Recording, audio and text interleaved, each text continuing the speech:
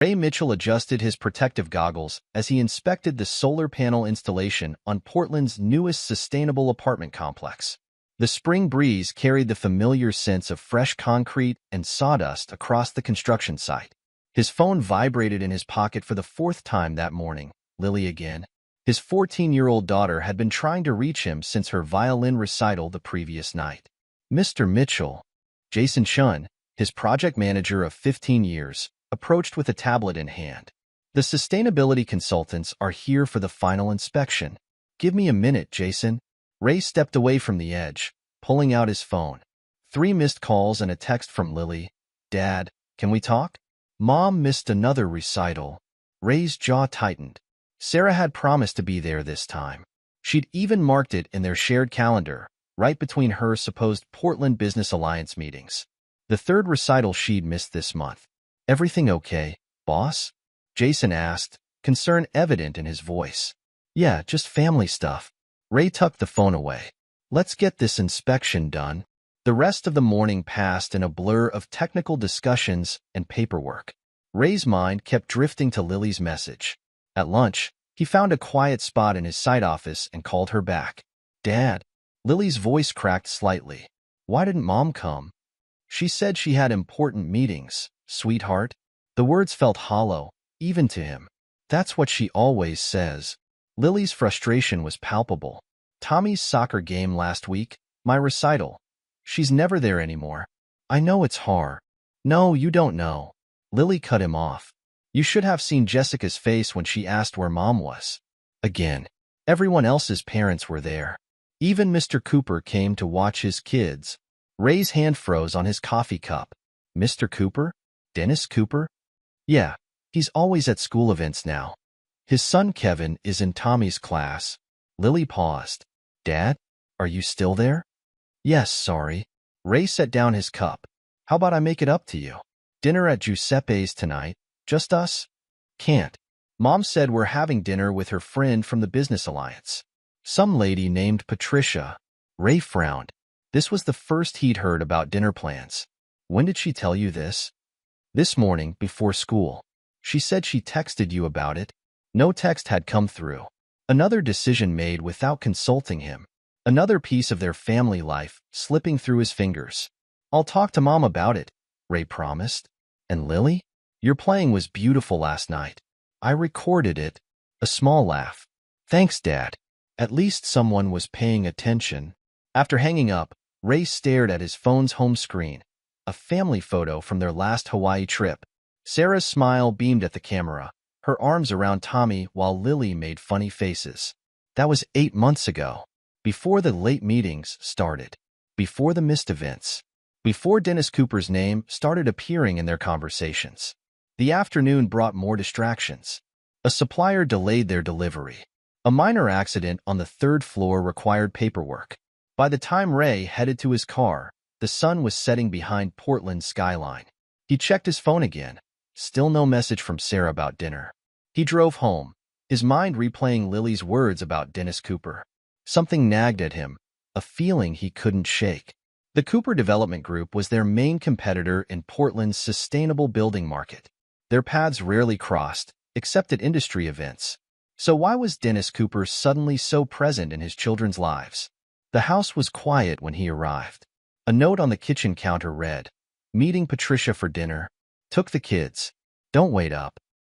Ray crumpled the note, the paper crinkling in his fist. He pulled out his phone and typed a message to Sarah. Next time, please tell me about dinner plans before making them. Lily's upset about the recital. The response came quickly. Sorry, been swamped with work. Patricia's mentoring me on the new development project. Great opportunity. Development project. The words triggered something in Ray's memory. Last week's business section in the Oregonian had mentioned a new eco-friendly complex breaking ground in the Pearl District. The developer? Cooper Development Group. Ray's phone buzzed again. A text from Tommy. Dad, can you pick me up? Don't feel good. He replied immediately. Where are you? Some fancy restaurant. Lucia's. Ray knew the place. An upscale Italian restaurant downtown, far from Patricia's usual haunts. He grabbed his keys and headed out, unease growing with each mile. The restaurant's valet recognized his Tesla. "Mr. Mitchell, your wife's party is in the private dining room." Wife's party, not Patricia's dinner meeting. Ray entered the restaurant, nodding to the maitre d'. As he approached the private dining area, voices drifted through the partially open door. "The soccer team's doing great," a male voice said. "Kevin can't stop talking about the new plays they're working on." Tommy's response was quiet, barely audible. "Yeah, Coach Matthews is really good." Ray stepped into the doorway.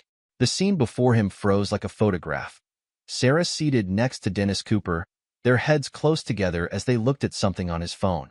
Tommy hunched in his chair, pushing pasta around his plate. Two other children, Dennis's kids, occupied the remaining seats. Sarah noticed him first. Her smile faltered for a fraction of a second before brightening artificially. "Ray, what are you doing here?" Tommy texted. Said he wasn't feeling well. Ray kept his voice neutral, eyes scanning the room. No Patricia in sight. Dennis Cooper stood, extending his hand. "Ray Mitchell, great to finally meet you properly. Sarah's told me so much about your work." Ray ignored the offered hand. "Tommy, ready to go?" His son practically jumped from his chair, relief visible on his face. Sarah started to protest, but Ray cut her off. "We'll talk at home." The drive home was silent. Tommy stared out the window, his usual chatter absent. At a red light, Ray glanced at his son. "Want to tell me what happened?" Tommy shrugged, then spoke quietly. "Mr. Cooper kept asking about your construction sites. Which ones were behind schedule, which suppliers you use." He turned to face his father. Mom told him to stop, but she was laughing when she said it. Ray's hands tightened on the steering wheel. "Did they say anything else?" "Kevin said his dad's taking them to Hawaii next month." Tommy's voice cracked. "Mom said maybe we could come too." The light turned green. Ray drove the rest of the way home in silence, his mind racing. Sarah had claimed they couldn't afford their annual Hawaii trip this year. Now she was planning to go with Dennis Cooper's family? At home, Ray sent Tommy to bed with some ginger ale for his stomach ache. He waited in the kitchen, reviewing his recent bank statements on his laptop. Large transfers to an unfamiliar LLC caught his eye. The dates coincided with Sarah's board meetings.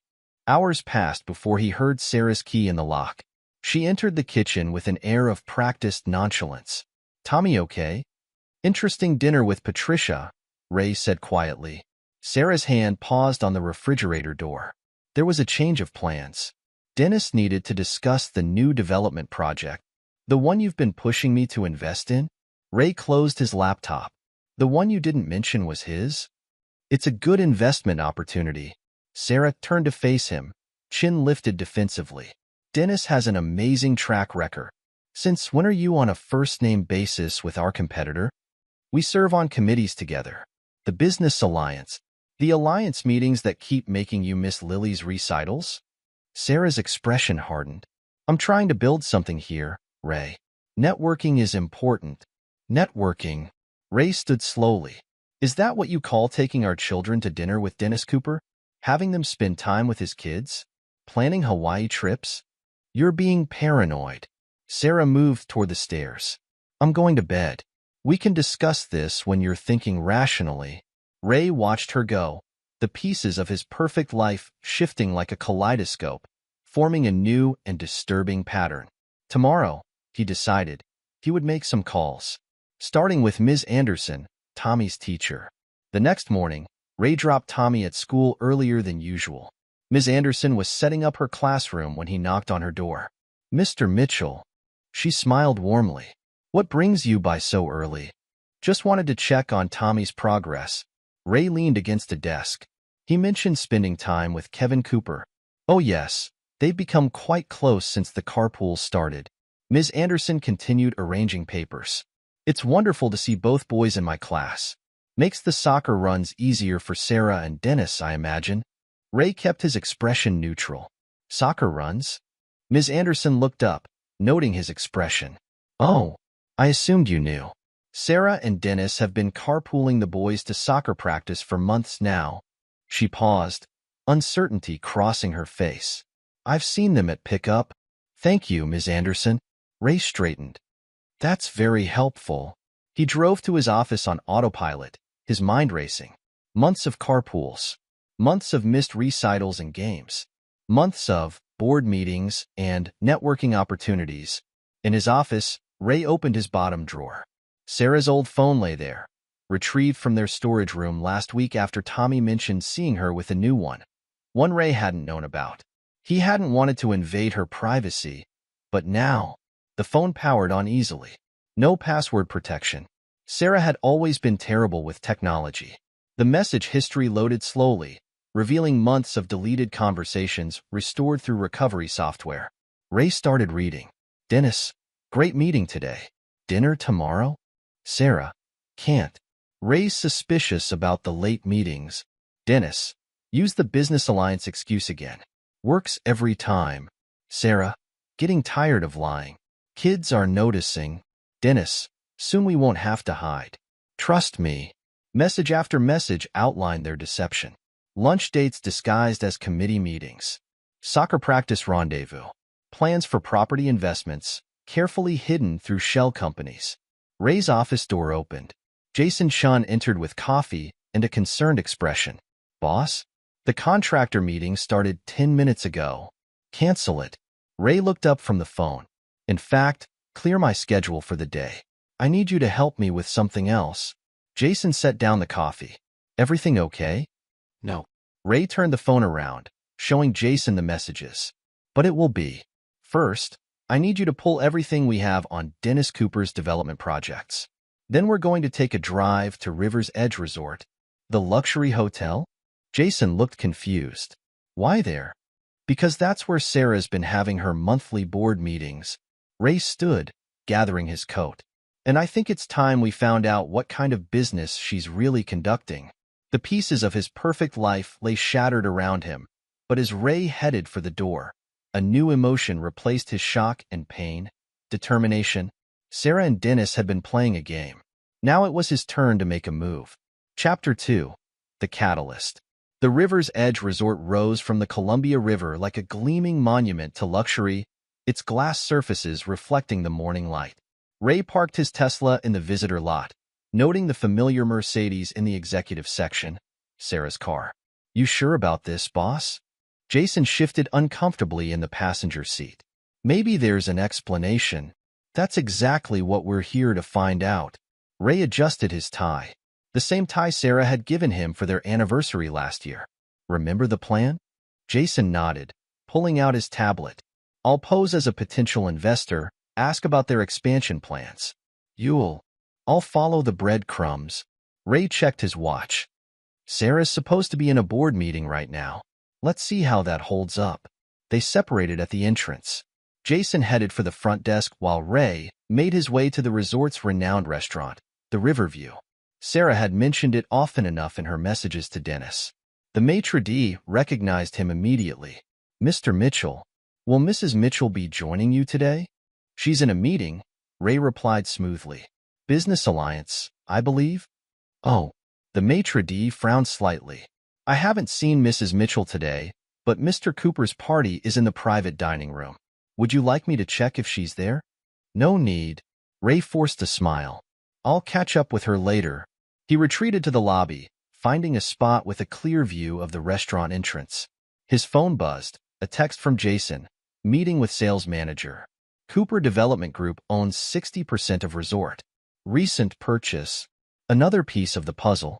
Sarah had been pushing him to invest in a resort expansion project. Now he knew why.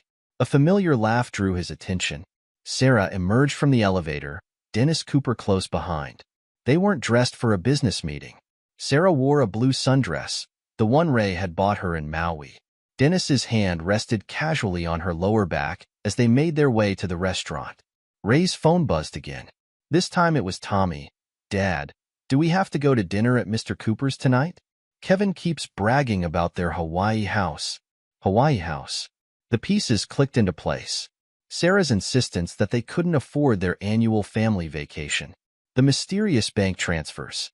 The careful cultivation of relationships between their children. No dinner tonight, buddy. Ray typed back. How about you and Lily come to my office after school? We'll grab burgers. He watched as Sarah and Dennis were seated at a window table, their body language intimate and familiar. His wife's face glowed with an animation he hadn't seen in months. Dennis leaned close, showing her something on his phone that made her laugh. Ray's phone rang. Amy, his sister. Hey, big brother. You'll never guess who I just saw at River's Edge. Sarah and Dennis Cooper? How did you— Oh, Ray. I'm so sorry. Amy's voice softened. I thought you knew. They were at the spa last week too. Sarah said it was a Business Alliance event, but Dennis Cooper isn't on the Business Alliance board. Ray watched as a waiter served them champagne. Amy, I need a favor. Remember your friend at the county records office? The one who helped with Mom's property dispute? What do you need? Everything on Dennis Cooper. Property holdings, business registrations, lawsuits, especially lawsuits. Ray. Amy hesitated. What are you planning? Information gathering. Ray noticed Jason signaling from across the lobby. I'll call you later. He met Jason by the elevators. His project manager's expression was grim. Boss, you need to see this. He handed over his tablet. Cooper Development Group's resort expansion plans. Look at the investor list.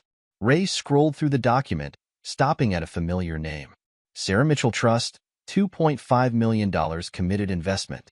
That's impossible. Ray's voice was deadly quiet. We don't have a trust in Sarah's name. It was registered 3 months ago. Jason pulled up another document. Along with these property transfers, the screen showed a series of real estate transactions, all involving properties Ray and Sarah owned jointly. Each had been transferred to the Sarah Mitchell Trust, then used as collateral for loans. She's been liquidating our assets. Ray's mind raced. How much total? Nearly $4 million. Jason took back the tablet. All invested in Cooper's projects. Ray's phone buzzed with another text from Tommy. Dad?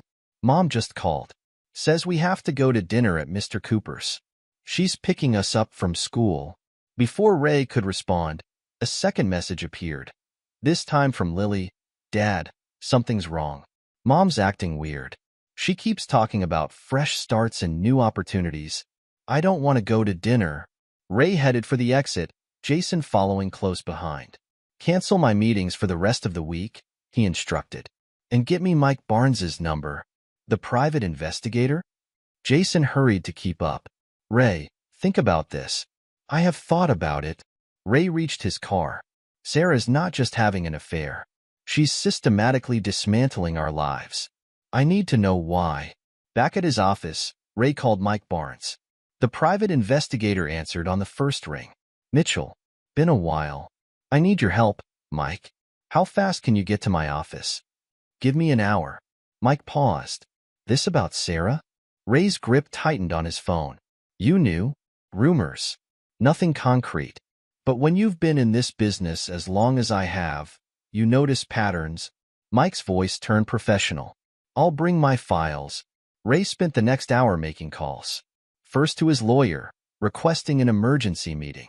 Then to the children's school, adjusting their pickup permissions. Finally, to Lily. Dad. His daughter answered immediately. Mom's being super weird. She keeps talking about this amazing private school in Switzerland where Dennis's kids might go next year. Ray's blood ran cold. Switzerland? Yeah. She said they have an amazing music program. Lily's voice dropped. Dad, I don't want to go to Switzerland. I don't want to go to dinner either. Can you pick us up? I'll be there in 20 minutes. Ray grabbed his keys. Stay with Tommy. Don't let Mom pick you up. He found the kids waiting in the school office. Tommy launched himself into Ray's arms while Lily hung back, clutching her violin case like a shield. Mrs. Mitchell called. The secretary mentioned. Said she'd be picking them up. Change of plans. Ray signed the checkout form. Family emergency. In the car, Tommy spoke first. Mom's phone kept buzzing during breakfast. I saw Mr. Cooper's name. Did you see what the messages said? Ray kept his voice casual. Something about schools and fresh starts. Tommy played with his backpack straps. In Hawaii. Kevin said we're all going to their beach house next month. Lily snorted. As if. I'm not going anywhere with them. Ray glanced at his daughter in the rearview mirror. Has Mom said anything else about Switzerland? Just that it's an amazing opportunity. Lily mimicked Sarah's enthusiastic tone. She showed me pictures of this fancy boarding school. Said I could focus on my music there. They reached Ray's office building. Jason met them in the lobby, concern evident on his face. Mike's here. He's in your office. Take the kids to the break room, Ray instructed. Get them some snacks. I'll be there soon. Mike Barnes hadn't changed much since their college days. Still the same observant eyes and methodical demeanor. He had files spread across Ray's desk. It's worse than you think, Mike said without preamble. Dennis Cooper has a pattern. He laid out photographs, documents, and reports. 3 other families in Portland, all with similar stories. Successful businesses, seemingly happy marriages, then Dennis Cooper appears. Affairs with the wives, business partnerships that turn predatory, families torn apart. He finds wealthy, stable families, Mike explained, uses the wives to access family assets, then destroys the husband's businesses. The wives get drawn in with promises of new lives, exclusive schools for the kids, luxury properties. Ray studied a photo of Dennis at a charity gala. The Portland Business Alliance? His hunting ground. Mike pulled out more documents. He gets close to board members, learns about their investments, their vulnerabilities. Sarah's not his first conquest there. And the other families? What happened to them? Bankrupted. Relocated. Paid to stay quiet. Mike leaned forward. But here's what's interesting, the money trail. Cooper's foundation is involved in all of them. Ray remembered Sarah's enthusiasm about Dennis's charitable work. The foundation that helped underprivileged kids. The scholarships and youth programs she'd been promoting at Alliance meetings. The foundation's legitimate on paper, Mike continued. But it's also the perfect vehicle for moving money around. Your wife's new trust? It's made several large donations recently, using our money to fund his charity scam. Ray's voice was tight. What about Switzerland? Mike nodded grimly. Cooper's latest development project? A luxury resort in the Alps. And yes, there's a prestigious private school nearby. Ray's phone buzzed. Sarah, where are the kids? We're supposed to be at Dennis's for dinner. Another message followed. Ray, don't do anything stupid. This dinner is important for our family's future. She's planning to take them. Ray looked up at Mike. The Switzerland school, the Hawaii trips. She's preparing them for a move. Not just preparing them. Mike pulled out one final document. Cooper's resort project breaks ground in 3 months. Sarah's trust has a contract with his company. She's invested almost everything you own. Ray's mind raced. The missed recitals, the soccer carpools, the careful integration of their children with Dennis's family. It was all preparation. Sarah wasn't just having an affair. She was orchestrating their family's complete transformation. His phone buzzed again. Sarah, the kids aren't answering their phones. What have you told them? I need surveillance, Ray told Mike. Everything Sarah does, everywhere she goes. I need to know who she meets, what she's planning. Already on it. Mike gathered his files. But Ray? Be careful. Cooper's dangerous when cornered. And Sarah, she's in deep now. She'll fight to protect her new life. Ray headed to the break room. Lily was helping Tommy with homework while Jason hovered nearby, protective. Dad. Lily looked up. We're not going to dinner, right? No. Ray sat beside his children. We need to talk about some changes. Mom and I. Things are complicated right now. Because of Mr. Cooper? Tommy's voice was small. Yes. Ray pulled them both close. But I promise you, we're going to fix this. No Switzerland. No Hawaii with them. We're staying right here. His phone buzzed continuously, Sarah's messages growing increasingly frantic. He turned it off. What do we do now? Lily asked. Now. Ray managed to smile. Now we get pizza and make plans. Because your mom and Mr. Cooper think they've got everything figured out. But they don't know what's coming. Chapter 3. The Warning Shot. The lawyer's office felt too small for the tension it contained. Sarah sat across from Ray, her suit and perfect makeup a stark contrast to his construction site attire. Between them, divorce papers weighted like a loaded gun. This is ridiculous, Sarah snapped, pushing the papers away. We can work this out. Like you worked out the Switzerland plans? Ray's voice remained steady. Or the trust you created with our joint assets? Sarah's composure slipped. You had me followed? Didn't need to. The kids told me everything. Ray pushed the papers back toward her. Sign them. Or what? Sarah's hand moved to her phone. You really want to do this? Dennis has connections you can't imagine. Dennis has a pattern. Ray placed Mike's files on the table. 3 families in Portland, all destroyed the same way. Affairs, asset transfers, ruined businesses. Sarah's phone buzzed. Dennis's name flashed on the screen. You don't understand what you're dealing with. Actually, I do. Ray opened the files. Jennifer Cooper, Dennis's first wife. Want to know what happened to her? Or should we talk about Pete Schultz and the youth center property? Sarah's fingers tightened on her phone. That was different, was it? Because from where I sit, it looks exactly the same. Ray leaned forward. The only difference is, I caught on faster. Sarah stood abruptly. I'm not signing anything. And if you think you can stop us. Ray's laugh was harsh. Sarah, you're not special. You're just the latest in his pattern. Another wealthy wife. Another family to destroy. He loves me. Sarah's voice wavered. We have plans. Like the plans he had with the others? Ray pushed another file forward. Read it. See how it ended for them. Sarah's phone buzzed again. She answered, moving to the corner. I'll be there soon. No. He's being difficult. Yes, I know what's at stake. Ray watched her, remembering their early days. The young architect who'd stolen his heart, the mother who'd sung lullabies to their babies. When had she become this stranger in clothes, plotting their family's destruction? Dennis wants to meet, Sarah announced, ending her call. We can discuss this like adults. Nothing to discuss. Ray stood. Sign the papers, or I go public with everything. The affairs, the fraud, the foundation's real purpose. Sarah's face paled. You wouldn't dare. Try me. Ray gathered the files. Oh, and I've frozen our accounts. All of them. You can't do that. Sarah's composure shattered. The investments, the property deals, your secret deals with Dennis? Ray moved to the door. Funny thing about fraud. Banks take it seriously. Sarah's next words came out as a hiss. Dennis has connections in construction. One word from him, and your company is finished. Like he finished the others? Ray paused in the doorway. Check your trust accounts, Sarah. See how much of our money is left. He left her there, phone already in hand, no doubt calling Dennis. In the parking lot, his own phone buzzed, a text from Mike. Cooper's on the move. Headed to the Business Alliance. Ray drove straight to his office. Jason was waiting with more documents, building permits, safety inspections, supplier contracts. Everything Dennis could use against them. Move everything to secure servers, Ray instructed. Change all passwords. And Jason? Thank you for staying. We're family here, boss. Jason hesitated, but Cooper's already making calls.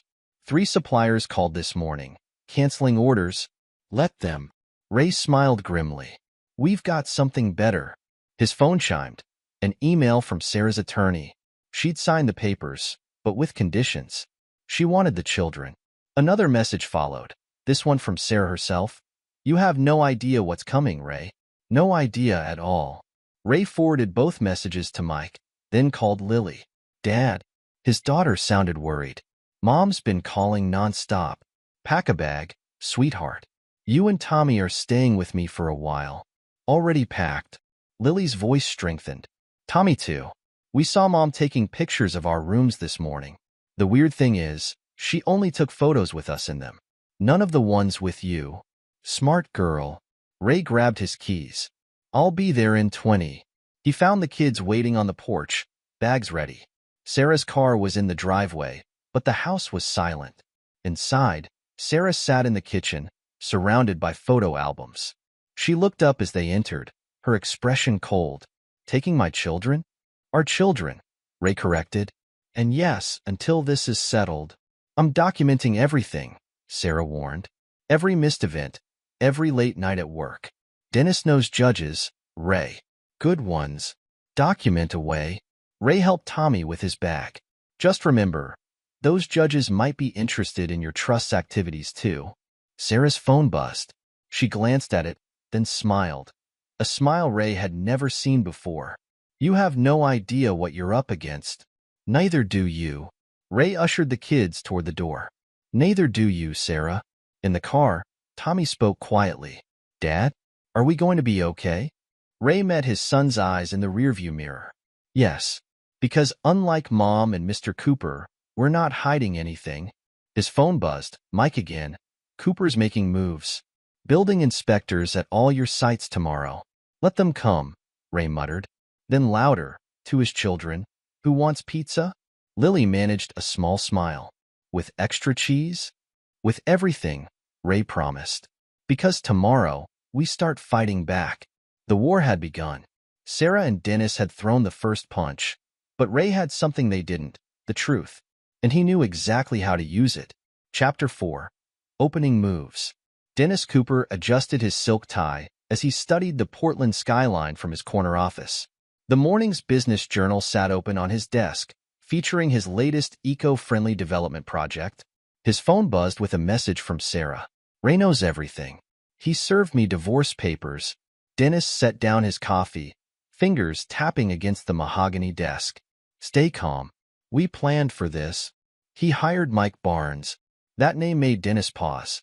Mike Barnes had a reputation for digging deep, too deep. He pressed the intercom.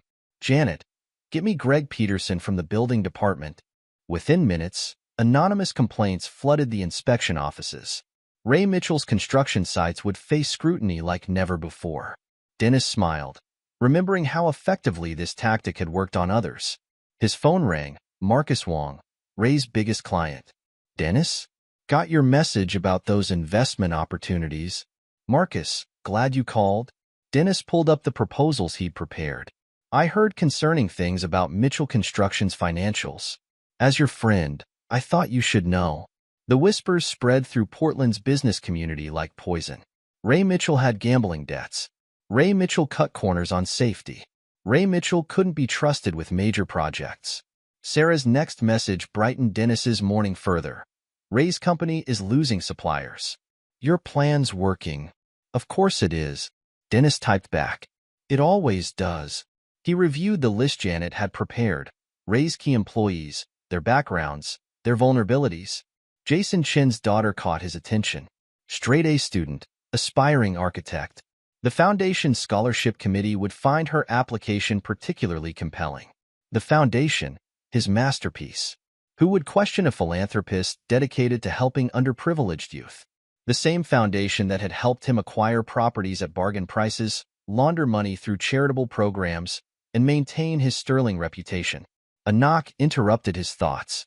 Janet entered with a stack of papers. The new complaints are filed. Building inspectors will hit Mitchell's sites this afternoon. Good. Dennis signed the forms without reading them. And the scholarship announcement? Ready for tomorrow's paper.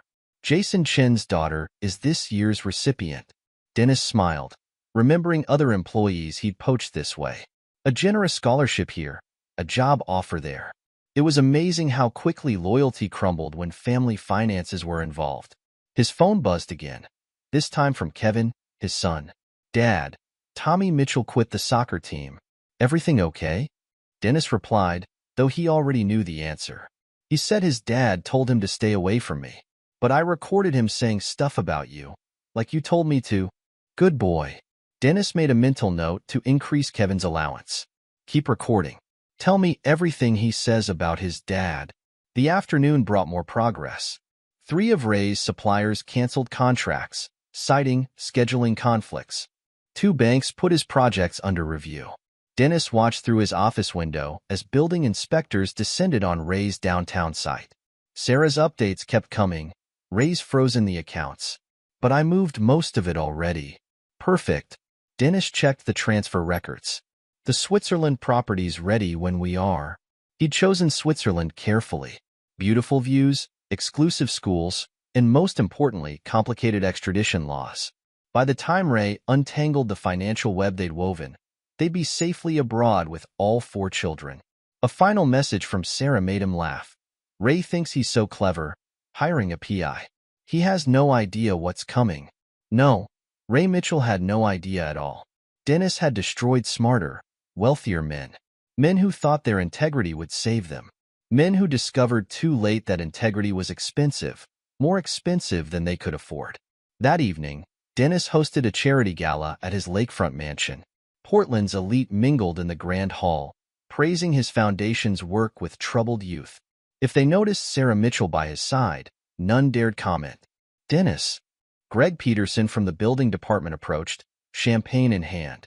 Those anonymous complaints you mentioned? Consider them prioritized. Excellent. Dennis guided him toward the study. Now, about that new zoning proposal. The night proceeded perfectly until Janet appeared with unsettling news. Sir, someone's been asking questions about Jennifer. Dennis's jaw tightened. His ex-wife had signed ironclad agreements, but if Mike Barnes was digging, handle it the usual way. Later, as guests departed, Sarah lingered in his office. Ray's not backing down. He's gathering his team, planning something. Let him. Dennis pulled up the latest contract cancellations on his laptop. By the time he makes a move, his company will be crippled. No suppliers, no clients, no employees. What about the kids? Sarah toyed with her wine glass. Lily's resistant to the Switzerland idea. Children adapt. Dennis thought of how easily Kevin had learned to spy on Tommy. Once they see their father's reputation destroyed, they'll understand why you had to protect them. A notification popped up on his screen. Another major client canceling their contract with Mitchell Construction. Dennis smiled. Ray Mitchell was learning an expensive lesson. In Portland's development world, connections mattered more than concrete. I should go. Sarah gathered her purse. The kids are with Ray tonight. Not for long. Dennis walked her to the door. Once the custody hearings start, your documented concerns about his stability will paint a compelling picture. After Sarah left, Dennis reviewed the day's victories. Ray's company was bleeding contracts. His reputation was cracking. Soon, he joined the others, broken men who'd learned too late that crossing Dennis Cooper came at a price. His phone chimed. An email from an anonymous donor to the foundation. A substantial donation, earmarked specifically for troubled youth programs. Dennis forwarded it to his accountant without a second glance.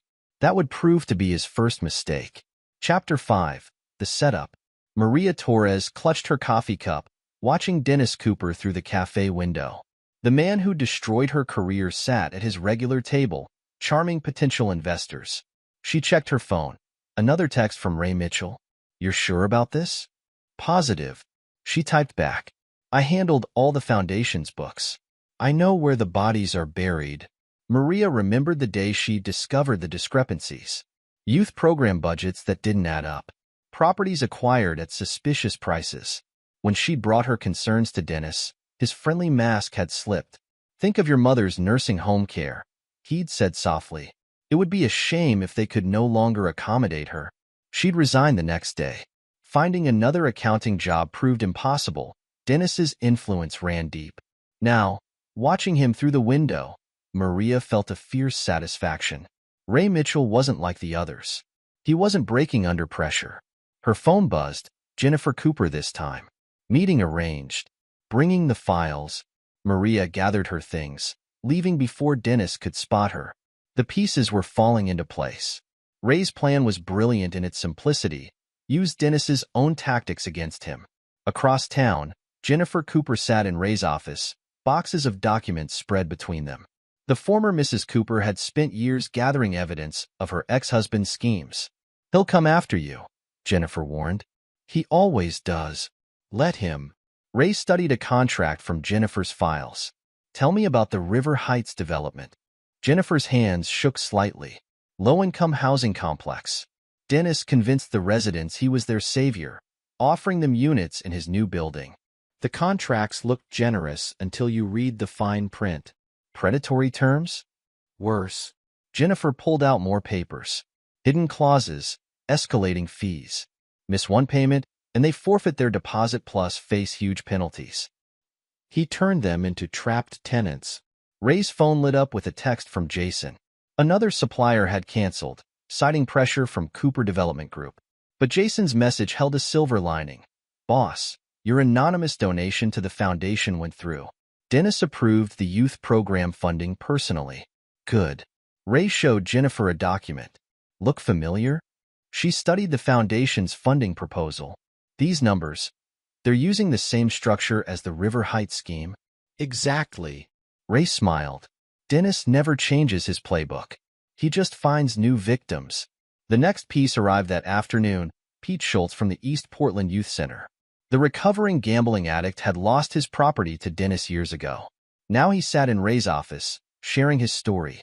He found me at my lowest, Pete explained. Offered to help with my debts. By the time I realized what the contract meant, it was too late. And now he's targeting your youth center? Pete nodded grimly. Foundation's taking over next month. Same pattern. Looks like salvation on paper. Ray's phone buzzed continuously. Sarah's latest attempt to access their accounts. Building inspectors finding violations at his sites. Suppliers apologetically canceling orders. But with each blow, Ray gathered more evidence. Maria tracked the money. Jennifer provided the pattern. Pete proved the predatory intent. While Dennis thought he was destroying Ray's company, Ray was building a case. Sarah's social media posts grew more confident. Photos of charity galas, her arm linked with Dennis. Carefully staged pictures with all 4 children, creating the image of a blended family. The captions dripped with hints about Ray's concerning behavior and her need to protect the children. Ray's sister Amy attended one of Sarah's events, playing her role perfectly. She mingled with the crowd, camera phone ready, capturing Sarah's mask slipping. The kids will adjust, Sarah told a friend, unaware of Amy nearby. Once we're settled in Switzerland, they'll understand why we had to leave Ray behind. The recording went straight to Ray's lawyer, along with Sarah's custody petition. The same petition that quoted Lily's private journal entries out of context. She went through my room, Lily told Ray that evening. Read everything I wrote about being angry when you worked late. Now she's twisting it, making you sound scary. I know, sweetheart. Ray hugged his daughter. But keep writing. Write exactly how you feel. What Sarah didn't know was that Lily's new journal contained different entries. Detailed accounts of Sarah's manipulation, her pressure about Switzerland, her attempts to replace their father with Dennis. Tommy contributed his own evidence. Kevin keeps trying to record me, he reported. Asks weird questions about if you ever get angry or yell. And what do you tell him? Tommy grinned. That his dad sure yells a lot at their house. Kevin didn't record that part. The children's resilience amazed Ray. While Sarah and Dennis plotted their removal to Switzerland, Lily and Tommy gathered their own evidence. Cell phone videos of Sarah coaching Dennis's kids to call her mom. Recordings of Kevin's attempts to trap Tommy into damaging statements. Maria Torres provided the financial blueprint. Dennis's foundation followed clear patterns. Patterns that became obvious once you knew where to look. Ray's anonymous donations were structured to mirror those patterns. He's approving everything, Maria reported. Doesn't even question where the money's coming from. Why would he? Jennifer added. He never thinks he could be the target. The foundation's new youth programs launched with familiar promises. Help for troubled teens. Support for struggling families. Ray attended the press conferences, watching Dennis play his role. But beneath the surface, Ray's team documented everything. The predatory contracts. The hidden clauses. The same tactics Dennis had used at River Heights, now deployed through his charitable works. Sarah hosted more galas, unaware that servers hired through Ray's connections recorded every conversation. Dennis bragged to potential investors, not realizing his boasts about destroying competitors were being carefully logged. He's getting careless, Jennifer observed. Success makes him sloppy. No, Ray corrected. He's getting predictable. He can't resist playing the savior. The evidence mounted. Maria mapped the money trails. Pete documented the foundation's pressure tactics. Jennifer compiled years of similar schemes. Sarah's social media campaign backfired beautifully. Each post about protecting the children came with timestamps matching her secret meetings with Dennis. Each carefully staged family photo contradicted her claims about Ray's absence. Dennis Cooper thought he was watching Ray Mitchell's destruction. Instead, he was writing the script of his own downfall, one predictable move at a time. Chapter 6. Counterattack. The Portland Business Journal's headline made Dennis Cooper frown. Mitchell Construction lands major contract despite industry pressure. How? He demanded, storming into his office. We cut off his suppliers, scared off his clients. Janet, his assistant, placed more concerning news on his desk. The anonymous donations to the foundation had strings attached, specific requirements for youth programs that matched Dennis's previous schemes perfectly. Sir, Janet ventured, someone's been examining our foundation structure. The requests mirror our usual methods. Dennis dismissed her concerns. The foundation was his masterpiece, his shield against scrutiny. Still, he made calls. Building inspectors increased their harassment of Ray's projects. Suppliers faced steeper consequences for working with Mitchell Construction. But Ray's company adapted. New suppliers appeared through unexpected channels. Clients stood firm, impressed by Ray's transparency about the pressure he faced. Worse, rumors surfaced about Dennis's past ventures. Jennifer's name came up in business circles. Maria Torres was seen meeting with financial regulators. Handle it, Dennis ordered his legal team. But the usual threats felt hollow. Jennifer had copies of everything. Maria had backup documentation. Sarah's custody strategy unraveled next. The journal entries she'd gathered painted an unexpected picture, not of Ray's instability, but of her own manipulation. The kids are turning against me, she complained during a strategy session. Lily keeps records of everything. Tommy refuses to be alone with Kevin. Dennis paced his office, reviewing their dwindling options. The Switzerland property was ready, but moving the children now would trigger legal alerts. Ray had quietly filed travel restrictions. The foundation's new youth programs drew scrutiny. Journalists asked questions about previous projects. Pete Schultz's name kept appearing in discussions about predatory property deals. Kill the stories, Dennis commanded. But Ray had built a network of his own. Each attempted suppression brought more attention. Ray's anonymous donations to the foundation proved especially troublesome. The money came clean, the paperwork perfect. Refusing it would raise red flags. Accepting it meant implementing programs that mimicked Dennis's previous schemes. He's using our own methods against us, Sarah realized. The donations, the documentation, the property deals. It's all copied from your previous projects. Dennis's temper flared. He destroyed others who dared to fight back. But Ray Mitchell didn't break. Each attack strengthened his position. Each rumor Dennis spread came back with evidence of its falsity. The final indignity came during the foundation's scholarship ceremony. Jason Chin's daughter delivered her acceptance speech, or rather, her rejection speech. I cannot accept an award from an organization that uses charity to mask manipulation, she announced to the gathered crowd. My father taught me integrity matters more than opportunity. The video went viral. Donors asked questions. Auditors appeared, asking about the foundation's structure. Sarah's custody petition backfired spectacularly. Lily's complete journal entries reached the judge, including recordings of Sarah pressuring her about Switzerland. Tommy's documented interactions with Kevin revealed a pattern of orchestrated manipulation. Dennis's own children turned uncertain. They'd seen the videos, heard the stories. Their mother Jennifer's evidence painted a damning picture of their father's methods. We're losing control, Sarah panicked during a late-night meeting. The kids, the foundation, the business deals. Ray's turning it all against us. Dennis stared at his empire's growing cracks. Ray Mitchell hadn't just survived, he'd learned. Each of Dennis's tactics came back modified, strengthened, refined. The press conference announcing his new eco-resort should have been a triumph. Instead, questions arose about environmental impact studies. Ray's ownership stake through shell companies gave him voting power, power he used to demand audits. Sir, Janet interrupted his brooding.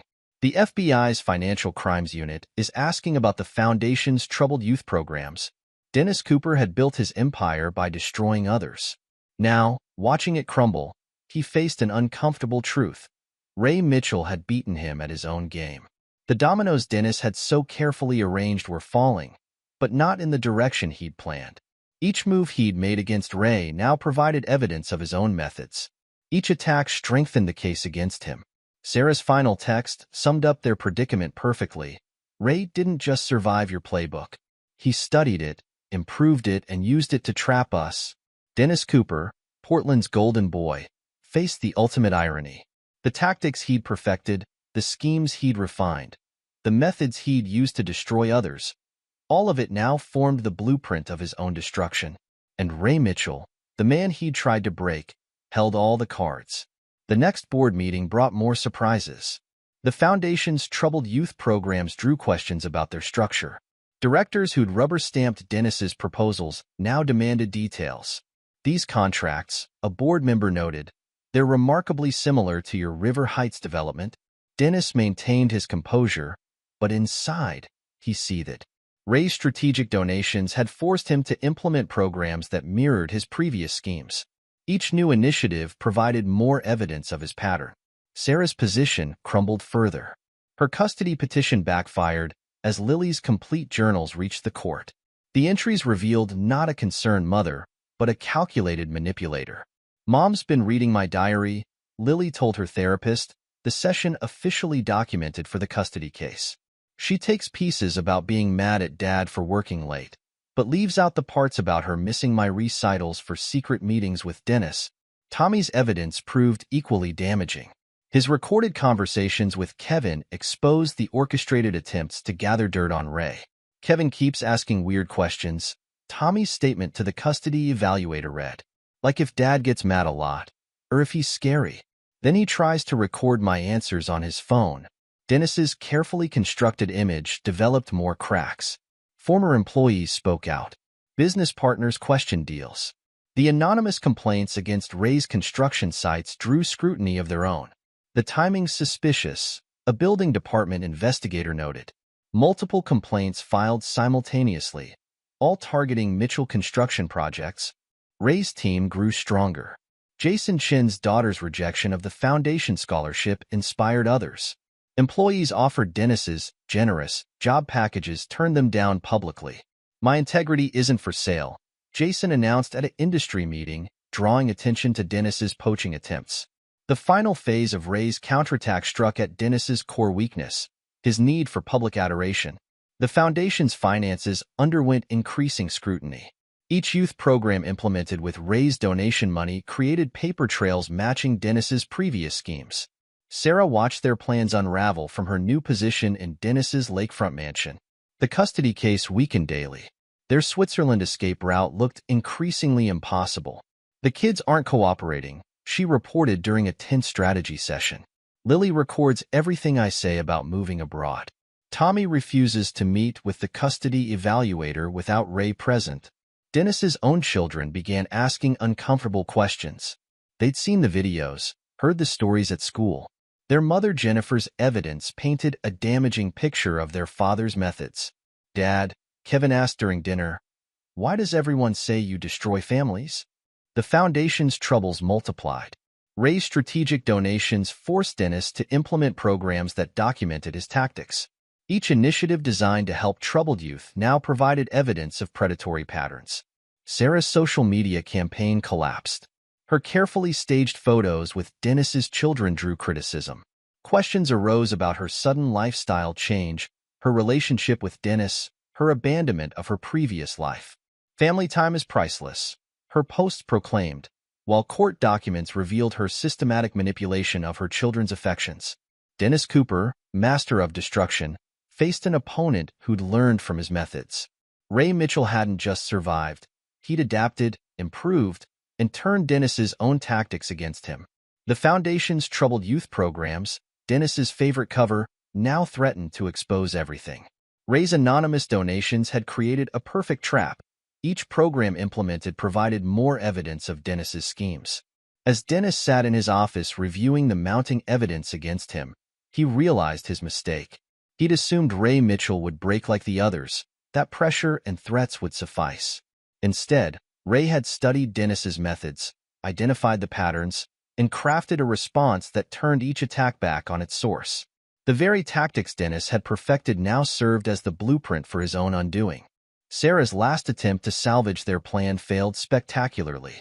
Her petition for emergency custody, claiming Ray's instability threatened the children, collapsed under the weight of evidence. "Mom wanted me to say Dad scared me," Lily testified, her voice steady. But the only scary thing was watching her try to destroy him. The pieces Ray had gathered formed a devastating picture. Maria Torres mapped the money trails. Jennifer Cooper provided the historical pattern. Pete Schultz demonstrated the predatory intent. Each person Dennis had wronged now contributed to his exposure. The dominoes were falling, but not in the direction Dennis had planned. Each move he'd made against Ray had strengthened the case against himself. Each attack provided more evidence of his methods.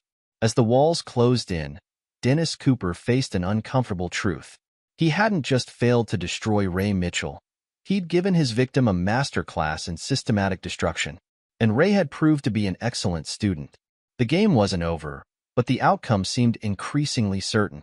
Dennis Cooper, Portland's golden boy, had finally met his match in Ray Mitchell, the man who refused to break. The Foundation's troubles, the custody battle, the business attacks, all of it now served Ray's purpose. The trap was set, the evidence gathered, the witnesses ready. All that remained was the final act, but that would have to wait. For now, Dennis Cooper and Sarah Mitchell could only watch as their carefully constructed plans crumbled, piece by piece, under the weight of their own tactics turned against them. Chapter 7. The Trap Springs.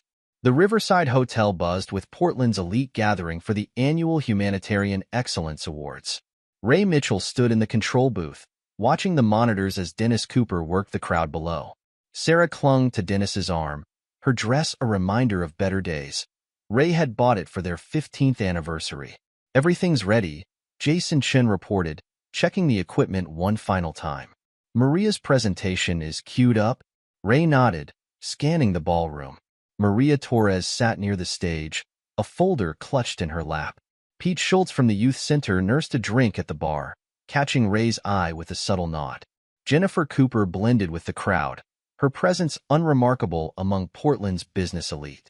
The three families Dennis had previously destroyed were scattered throughout the room, each carrying pieces of evidence that would complete the puzzle. They'd refused Ray's offer to stay anonymous. "We want to see his face," one had insisted. "Dad." Lily's text lit up Ray's phone. "Did Mom really think she'd get away with it?" "Focus on your recital," Ray typed back. His daughter had a performance tonight. One Sarah had tried to prevent by scheduling a family dinner with Dennis's children. The lights dimmed as the ceremony began. Dennis Cooper approached the stage, accepting the humanitarian award with practiced humility. "This foundation," he declared, "represents hope for Portland's troubled youth." Ray signaled Jason. The screens behind Dennis flickered, transitioning not to his prepared slideshow, but to security footage from various hotels. Dennis meeting married women. Dennis bragging about his conquests. Dennis orchestrating the destruction of families. The crowd murmured. Dennis faltered mid-speech, turning to see himself exposed on multiple screens. "Keep rolling," Ray instructed as Dennis tried signaling his tech team. But they'd been replaced hours ago, courtesy of Jason's connections. Financial records filled the screens. Foundation documents showing how troubled youth programs laundered money. Property deals revealing the systematic exploitation of vulnerable families. Each piece of evidence meticulously organized by Maria Torres. Sarah's face drained of color as she recognized her own financial documents. The transfers she'd orchestrated, the shell companies she'd helped create, all displayed for Portland's business community to see. She grabbed her phone, probably to call security. But the hotel's security team had seen the evidence of Dennis's fraudulent materials in their new staff wing. They stood back, arms crossed, watching the show. "This is slander," Dennis shouted, but his voice cracked as Pete Schultz stood up. "Tell them about the youth center, Dennis," Pete called out. "Tell them how you used my gambling addiction to steal the property. Tell them about the other families you destroyed." More voices joined in. Jennifer Cooper stepped forward with documentation of Dennis's previous schemes. The three families Ray had found shared identical stories of manipulation and destruction. "The Foundation's books don't lie," Maria Torres announced, her accountant's precision evident as she highlighted suspicious transactions. "Each charitable program masks systematic fraud." Dennis lunged for the podium. "These are lies. Sarah, tell them." But Sarah wasn't there. Ray watched on the monitors as she tried accessing the control booth, only to find Jason manning the equipment. Her shocked expression showed she finally understood. They'd walked into a trap of their own making. Security, Dennis bellowed. Shut this down. They've seen the evidence of your fraudulent materials. Ray's voice carried from the control booth speakers. The same materials you used in their new wing. The screen shifted to inspection reports, evidence of substandard materials spanning years. Building safety violations. Environmental impact studies purposely falsified. You're finished, Cooper, Ray continued. Each attack on my company, each attempt to destroy me. I documented everything. But you handed me the weapon I needed. Your own foundation. The audience watched transfixed as Ray's anonymous donations were revealed. Each one had forced Dennis to implement programs matching his previous schemes. Each charitable initiative now provided evidence of his pattern. The troubled youth programs? Ray's voice remained steady. They mirror your River Heights development scam. The scholarship fund? Another tool for manipulation. Just ask Jason Chen's daughter. Dennis's composure cracked. You can't prove any of this. Actually, Maria Torres stood, holding up a flash drive. We can prove all of it. The FBI's Financial Crimes Unit has copies of everything. The crowd began to disperse, prominent Portlanders eager to distance themselves from the unfolding scandal. Dennis grabbed Sarah's arm. Do something. But Sarah stood frozen, watching as her carefully constructed future imploded. The photos she'd staged with Dennis's children, the custody petition she'd filed against Ray, the journal entries she'd twisted, all of it now worked against her. Ray's phone buzzed again. Another text from Lily. Tommy says mom's crying in the lobby. Should we feel bad? Focus on your music, Ray replied. We'll talk tomorrow. In the ballroom below, Dennis Cooper's humanitarian award sat abandoned on the podium. Portland's golden boy had finally lost his shine, exposed by the very tactics he'd perfected. The trap had sprung perfectly, each piece falling exactly where Ray had planned. But watching Sarah sink into a chair, her face buried in her hands, Ray felt no triumph. Only a deep sadness for the family she tried to destroy. Chapter 8. The Fall. FBI agents swarmed Dennis Cooper's office the next morning. Maria Torres guided them through years of financial records, each transaction revealing new layers of fraud. The Foundation's troubled youth programs unraveled first, exposing a complex money laundering operation. The pattern's consistent, Maria explained to Agent Roberts. Each charitable initiative masked property acquisitions. Low-income families were offered housing in Cooper's developments, then trapped by predatory contracts. Pete Schultz's testimony proved devastating. He found vulnerable people, Pete told the investigators. Used their struggles against them. My gambling addiction, others' medical debts or family crises. He turned desperation into profit. Sarah paced Dennis's lakefront mansion, watching federal agents box up documents. Her phone buzzed constantly, journalists seeking comments, friends distancing themselves, lawyers offering representation. It's a mistake, she insisted to anyone who would listen. Dennis was helping people. I was protecting my children, but her own evidence betrayed her. The custody petition she'd filed against Ray, filled with twisted journal entries and manufacturer concerns, now demonstrated her manipulation. The Swiss school applications and property transfers revealed a planned international flight. Dennis's children turned to their mother, Jennifer, as their father's true nature emerged. He used us, Kevin confessed to the custody evaluator. Made us spy on Tommy, record conversations. Said it was a game. Ray's phone rang, Marcus Wong, his former client. I should have seen through Cooper's lies, Marcus admitted. Your integrity, your refusal to break under pressure. That speaks volumes. The Portland Business Alliance Board convened an emergency session. Sarah's breach of fiduciary duty was clear. She'd pushed Dennis's projects without disclosing their relationship, used her position to facilitate fraud. The evidence is overwhelming, the board chairman announced. Mrs. Mitchell's actions have compromised this organization's integrity. Dennis made one desperate move, attempting to flee to Switzerland. But Ray's team had anticipated this. The accounts were frozen. The shell companies Sarah had helped create provided prosecutors with evidence of international financial fraud. You promised we'd be safe, Sarah confronted Dennis in his study. You said Ray would break like the others. Dennis's mask finally slipped. You were convenient, he snapped. Another bored wife, eager to believe in fairy tales. Did you really think you were special? Sarah fled to their old house, seeking comfort in familiar surroundings. Instead, she found Lily gathering her remaining belongings. I read the journal entries you used, Lily said, holding up her diary. You took my words about missing Dad when he worked late, twisted them to make him sound abusive. I was trying to protect you, Sarah began. No. Lily's voice cracked. You were trying to steal us. Make us part of your perfect new family with Dennis. But we saw through it, Mom. We always saw through it. She left Sarah with one final thought. Remember your favorite caption? Family time is priceless. Guess you found out just how priceless it really is. Tommy's declaration to the custody evaluator sealed Sarah's fate. Mom said we had to pretend Dad was scary, the boy explained. But the only scary thing was watching her try to destroy him. Ray's ownership stake in Dennis's latest project proved crucial. As a major shareholder, he forced a complete audit. The findings implicated half the city planning department in Cooper's schemes.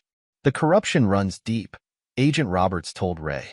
Cooper's foundation, his developments, his charitable works, all facades hiding systematic fraud. The evidence mounted daily. Maria Torres mapped money trails spanning years.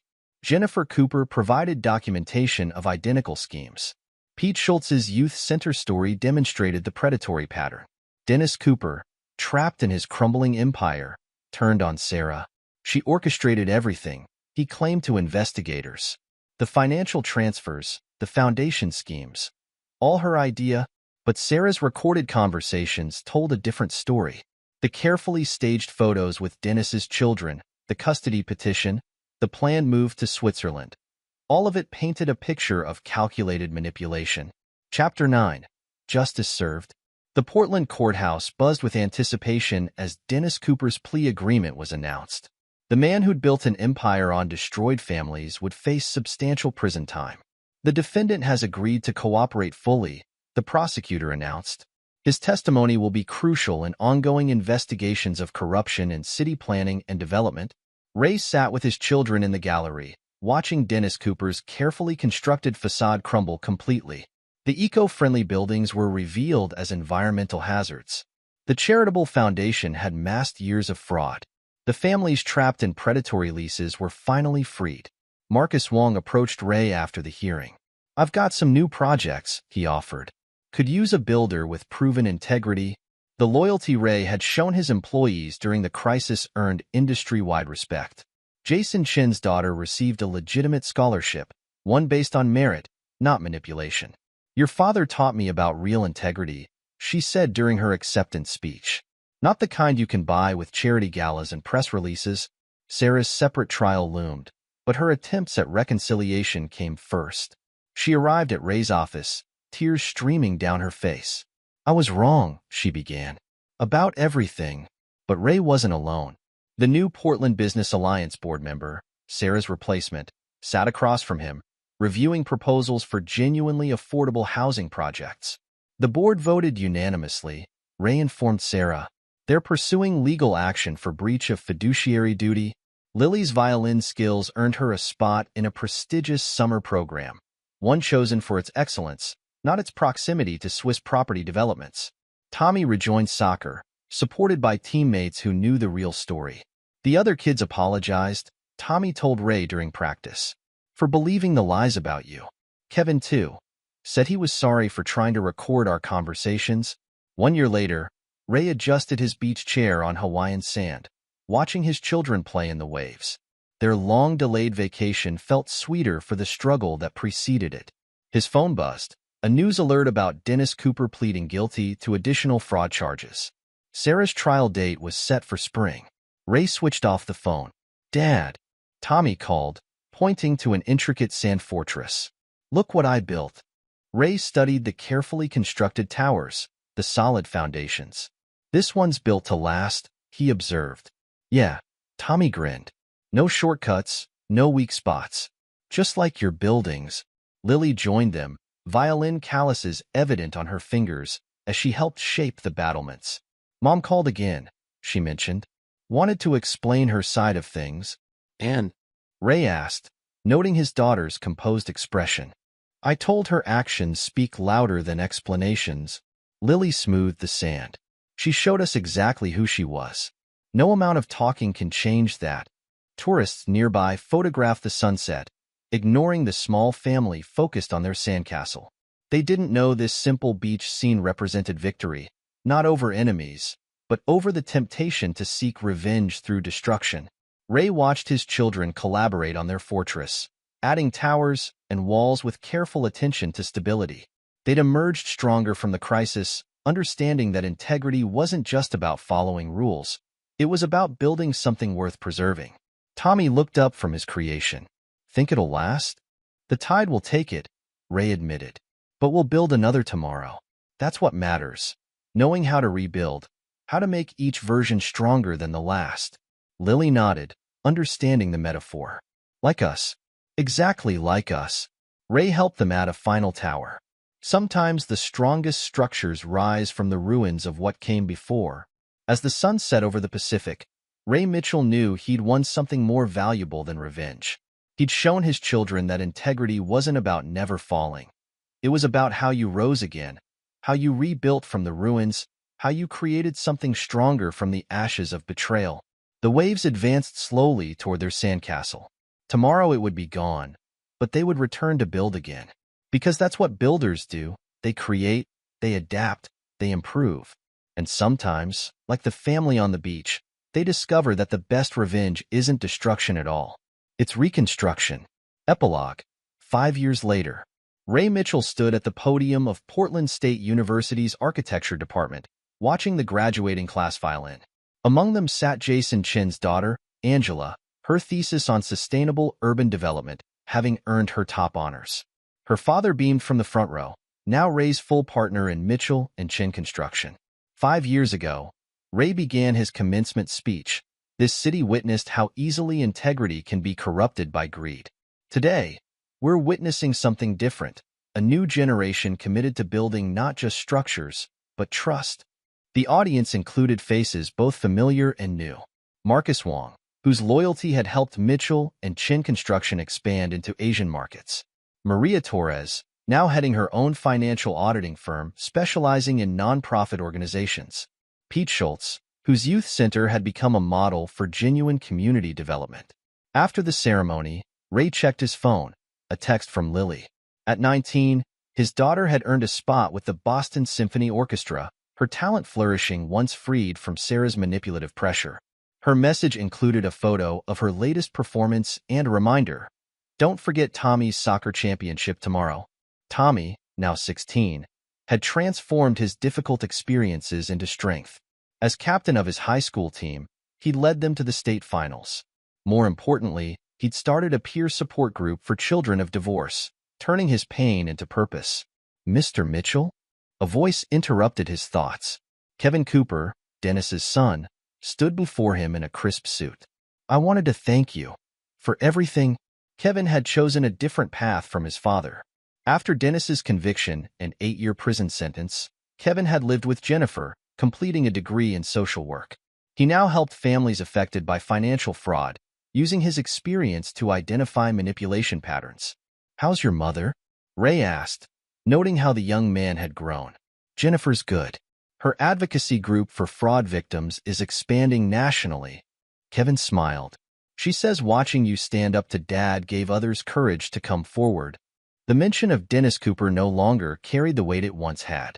Portland's former golden boy served his time in federal prison, his empire dismantled, his schemes exposed. The foundation's assets had been redistributed to legitimate charities, overseen by a board that included Pete Schultz and Maria Torres. Sarah's story had taken different turns.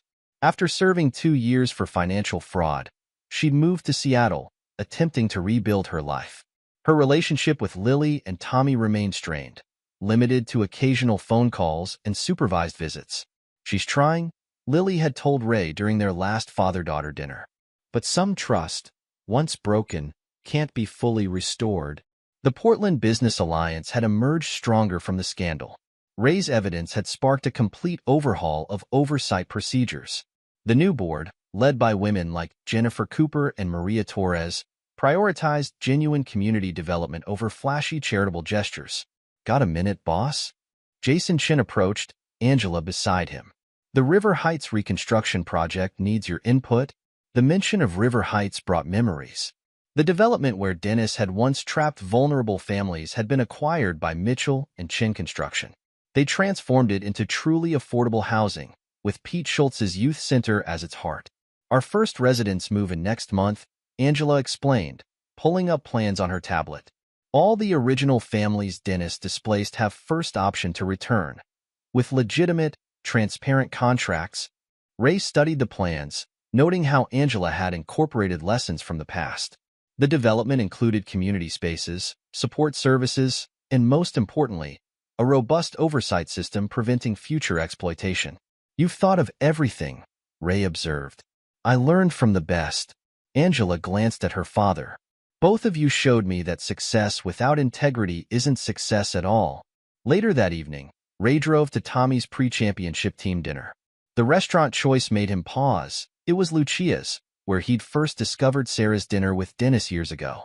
The memory no longer stung. Inside, Tommy's team celebrated their upcoming game. Ray watched his son lead a toast, noting how he'd inherited not bitterness from their ordeal, but wisdom. Dad, Tommy waved him over. Tell them about the time you turned someone's tactics against them. The team leaned in, having heard pieces of the story. Ray smiled, seeing teaching moments even in painful memories. The real victory, he told them, wasn't in the revenge. It was in refusing to let someone else's betrayal change who we are. His phone buzzed, an email from Amy, his sister. She'd expanded her journalism career, specializing in investigating corporate fraud. The Dennis Cooper case had inspired her to dig deeper into similar schemes nationwide. You'll never guess who I ran into, her message read. Sarah. She's working at a women's shelter in Seattle, counseling others about recognizing manipulation. Says she's trying to balance her karma. Ray shared the news with Tommy on their drive home. His son considered it thoughtfully. Think she's really changed? People can, Ray replied. But change that matters shows in actions, not words. Time will tell. At home, Ray found a package from Lily, a recording of her latest concert and a letter. His daughter's words filled him with pride. Dad, my conductor said something today that made me think of you. He said music isn't just about playing the right notes, it's about understanding why they matter. Like you taught us about integrity. It's not just doing the right thing, it's understanding why it matters. P.S. Kevin called. He's starting a foundation for children affected by financial fraud. A real one, this time. He asked if I'd join the board. I think I will. Sometimes the best way to heal is to help others heal too. Ray's laptop showed alerts from the construction industry news. Mitchell and Chin Construction had just won the contract for Portland's new Civic Center, a project Dennis Cooper had once coveted. The article praised their innovative approach to sustainable development and community engagement. Another email arrived from Marcus Wong. Ray, your expansion into Singapore exceeds expectations. When integrity meets opportunity, amazing things happen. Ready to discuss the Tokyo proposal? The company Ray had fought to save now employed hundreds, including some who'd once worked for Dennis. They came seeking not just jobs, but mentorship in ethical business practices. Ray and Jason had created something rare, a construction empire built on trust rather than intimidation. A final text from Tommy interrupted Ray's reflections. Dad, can we stop by the old house tomorrow? Coach says visualization helps before big games. I want to see where it all started. Ray agreed, knowing Tommy meant more than just soccer victories. Their old house, where Sarah's betrayal had begun, now belonged to a young family. They'd painted it different colors, planted new gardens. Like the Mitchell family itself, it had transformed rather than broken. The next morning, Ray stood with Tommy outside their former home. His son pointed to his old bedroom window. I used to have nightmares there, hearing Mom plan our move to Switzerland. Now I help other kids understand their nightmares don't define them. You've turned pain into purpose, Ray noted proudly. Learned that from you, Dad. Tommy adjusted his captain's armband. You showed us how to rebuild without becoming bitter. That's worth more than any victory. They drove to the championship game, passing the former Cooper Development Group headquarters. The building now housed several nonprofits, including Jennifer's Advocacy Group and Pete's expanded youth programs. In the stands, Ray sat between Jason and Angela Chun, watching Tommy lead his team. Kevin Cooper joined them, taking time from his counseling work to support his former teammate. Hard to believe how much has changed, Kevin mused. Dad thought destroying people made him strong. But real strength? He gestured to the field, where Tommy helped an opposing player up after a collision.